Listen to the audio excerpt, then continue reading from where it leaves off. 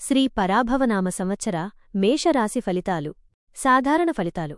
ఈ సంవత్సరం మేషరాశివారికి ఆదాయం 11, వ్యయం 5గా ఉండనుంది.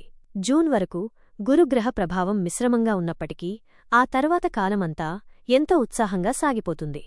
ఏలినాటి శని ప్రభావం ఉన్నప్పటికీ లాభస్థానంలో ఉన్న రాహువు వల్ల ఏడాది పొడవునా శుభఫలితాలే అందుతాయి. మొత్తంగా ఈ సంవత్సరం మీకు సానుకూల మార్పులను మోసుకొస్తుంది. ఆర్థిక పరిస్థితి. జూన్ నుండి చతుర్థ స్థానంలో గురువు సంచరించడం వల్ల ఆర్థికంగా కీలకమైన మార్పులు చోటు చేసుకుంటాయి. పెండింగ్లో ఉన్న పనులు సంతృప్తికరంగా పూర్తవుతాయి.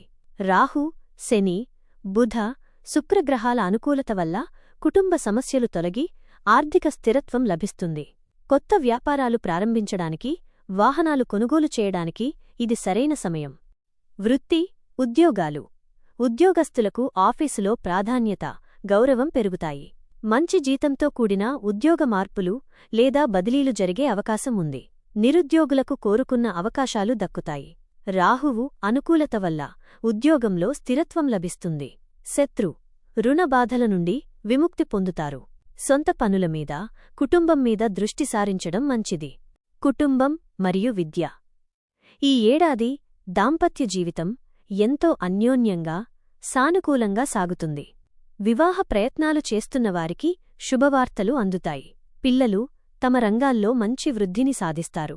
ఇక విద్యార్థుల విషయానికి వస్తే స్వల్ప కృషితోనే అద్భుతమైన ఫలితాలను సాధించి విద్యారంగంలో రాణిస్తారు.